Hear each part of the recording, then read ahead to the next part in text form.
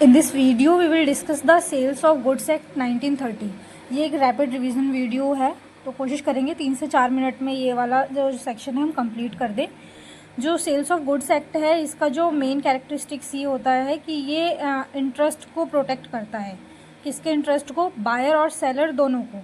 उनके बीच में कोई भी अगर कमर्शियल ट्रांजैक्शन हो रही है तो उसको वो एक फ्रेमवर्क प्रोवाइड करेगा कि वो किस पॉइंट पे वो मानेगा कि ये कमर्शियल ट्रांजैक्शन थी और उनके क्या क्या इंटरेस्ट हैं जो जिनको वो सेव करेगा। ठीक है, ये जितने भी डिस्प्यूट्स अराइज होते हैं बायर्स और सेलर्स के बीच में उनको रिजॉल्व करता है।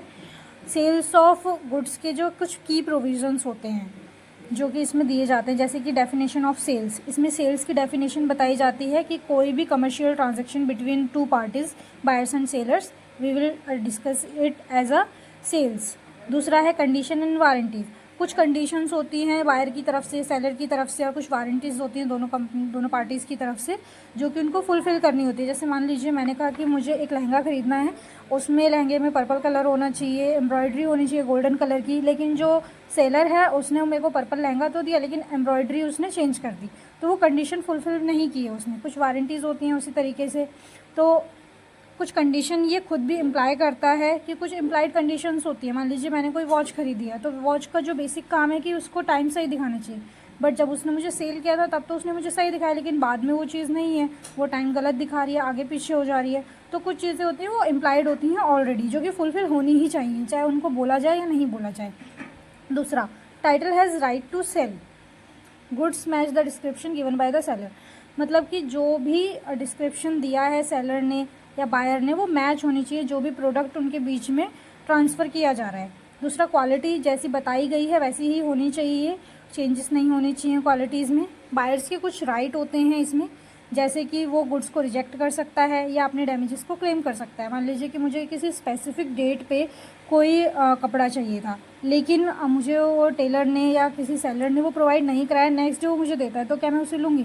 मैं उसे रिजेक्ट कर सकती हूँ और डैमेजेस क्लेम कर सकती हूँ कि ये चीज़ मुझे टाइम पे नहीं मिली तो इसकी वजह से मेरा ये नुकसान हुआ है, तो यू हैव टू पे बैक। दूसरा, सेलर्स के भी कुछ राइट होते हैं, वो पेमेंट रिसीव करेगा।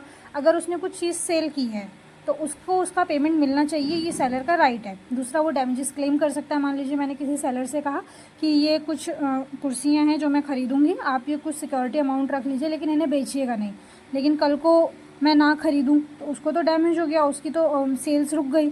हो सकता है कि उसकी सेल अच्छी हो रही थी, या मैंने किसी सीज़न में उसका काम चल रहा था, शादी के सीज़न थे, अच्छा फर्नीचर जाता, अच्छा दाम में जाता, लेकिन मेरी वजह से नहीं बेचा, तो वो मुझे डैमेजेस क्लेम कर सकता है। ठीक है, इसके अंदर ओनरशिप ट्रांसफ़र होती है, बायर से सेलर को ट्रांसफ़र किया जाता है ओनरशिप का, ये इसमें होना ज़रूरी होता है।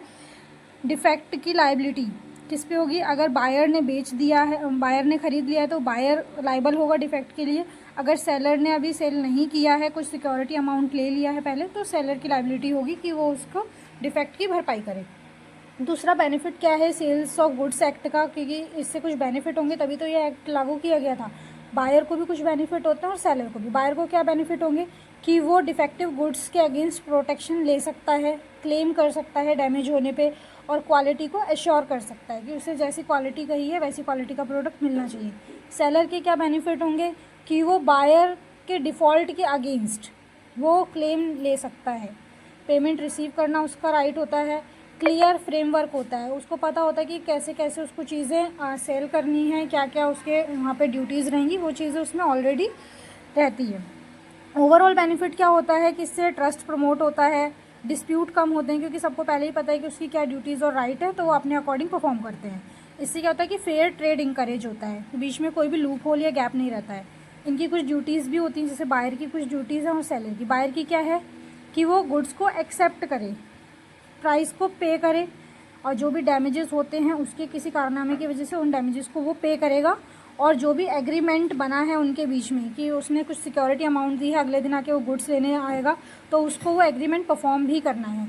ड्यूटीज़ होती हैं कुछ सेलर की, जैसे कि वो गुड्स को टाइम पे डिलीवर करे, जैसी क्वालिटी मांगी हुई थी वैसी क्वालिटीज़ दे, अगर नहीं दे पाता है तो रिफ़ंड भी करे, और दूसरा डैमेजेस को वो पे करे। तीसरा ये है कि इनके राइट्स जैसे मैंने बताया था ऊपर, सेम बेनिफिट्स को ही राइट्स में लिखा गया है, इनमें कोई डिफरेंस नहीं है। बायर्स रिजेक्ट कर सकता है, रिसीव कर सकता है गुड्स को, डैमेजेस क्लेम कर सकता है। तो ये चीज़ें घुमा फिरा के बार बार होती हैं, तो बेसिकली आपको इनको पढ़ लेना है। जितनी बार आप पढ़ोगे उतना बार ये आपको याद रहेंगे। कुछ मेन केस स्टडीज़ होती हैं, जैसे सुजानमल वर्सेस राधेश्याम अग्रवाल, एक ये केस स्टडी थी। दूसरी ये है कि वार्ड वर्सेस हॉब्स, इसमें था कैविएट एम्प्टर, इसके अंदर इंक्लूडेड था। ये मोस्ट इंपॉर्टेंट केस स्टडी है। कैविएट एम्प्टर एक लीगल वर्ड है, जिसका मतलब होता है कि बायर बी अवेयर, यानी कि बायर को पता होना चाहिए, उसको बताना चाहिए कि इस प्रोडक्ट के क्या क्या हैज़ार्डियस एस्पेक्ट्स हैं, क्या इसके टर्म्स एंड कंडीशन है, कैसे यूज़ करना है। तो अगर आप कुछ लीगल वर्ड्स का यूज़ करते हैं अपने एग्ज़ाम में तो उससे अच्छा इम्पैक्ट आता है। तो कैविएट एम्प्टर जो होता है ये बायर बिहेवियर रखा जाता है। तो ये सेल्स ऑफ गुड्स एक्ट 1930 के अंदर ही दिया गया है। तो आप कुछ लीगल वर्ड्स को भी ज़रूर याद करें।